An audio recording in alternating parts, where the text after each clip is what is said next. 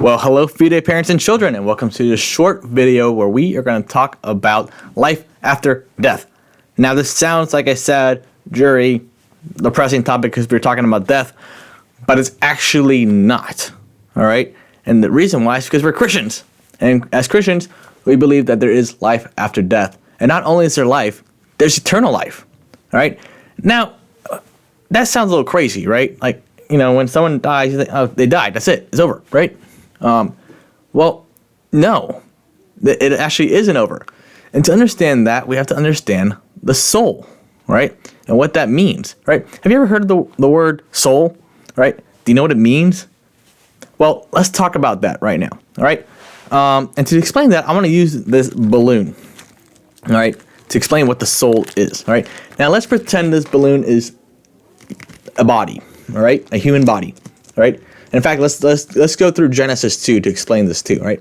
In Genesis 2, it says God created man out of the clay of the ground, right? And he created Adam. He created Adam's body, right? Now, it doesn't say anything about Adam moving. It doesn't say anything. He just says Adam's body was created.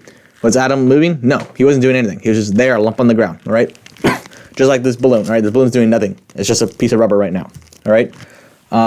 So Adam wasn't moving. He wasn't thinking. He had his eyes were closed, like he basically looked, he was dead, right? His body wasn't doing anything, right? It wasn't until God breathed life into him that he started to move. He started to think. He started to make choices. He started to see things and imagine them and have all these things and make the body do things, right? So the soul makes the body alive, all right? So it's kind of like this balloon, right? What happened, right? So before the balloon wasn't doing anything, right? It was just a piece of rubber, right? When I blew air into it, what happened? Well, it became alive, really, and it can bounce around, it can float if it was helium, but you know, it's doing something now. It can actually do stuff, all right? Same with the soul and the body, right? So the soul makes the body alive, right? It gives life to the body. It makes the body do things. It gives the thinking part. It gives the ability to comprehend things that are not physical. So that is what the soul does. It gives life to the body. It makes the body alive, all right? Now, interesting thing is, without the body, the soul has nothing to do, all right? The soul has nowhere to go. So the soul needs the body, and the body needs the soul to be a human person, all right? So body and soul united make a human person, all right? That's what a human person is, all right? It's a body and a soul, all right? So we have a physical and a non-physical nature, all right? And that's what makes us a human being, all right? To explain that a little bit more and to make that make sense, I want you to think about this. Pretend you're a pitcher, all right, in the World Series of baseball, all right? And there's 2 strikes, 2 outs, all right? You strike out this person, you win the World Series, all right? You wind up, you throw the pitch, you strike out the person, right? What do you feel at that moment? Joy, right? You're extremely happy, right? Is that physical? No. Can you touch the joy? No. Can you feel happy? Can you grab happiness? Is it something you can say, I got it. Here it is, joy. No, right? But we understand it, right? And it makes us feel a certain way, right? It actually creates something in the body it makes us jump up and down, right? Well, that's the soul, all right? Understanding something that's not physical, right? Since joy is not physical, but we understand it, it shows that we have something that is not physical within us. It's the same with love, all right?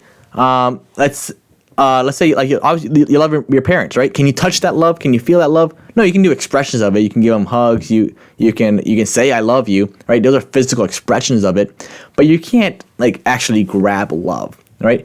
But you understand it and you can feel it and you can sense it, right? It's because you have something in you that is not physical, right? And that's it. That is being is bringing joy and animation to the body, all right? Because your soul is finding something that is not physical and is bringing it joy, all right? So that's kind of a proof for the soul. And if that doesn't make sense, that's okay. Please ask me questions afterwards if you do. But that's really what the soul is. So it gives life to the body. and it really gets us in tune to our whole selves. All right. So now here's the question: when the body dies, what happens to the soul? Does the soul die too? No.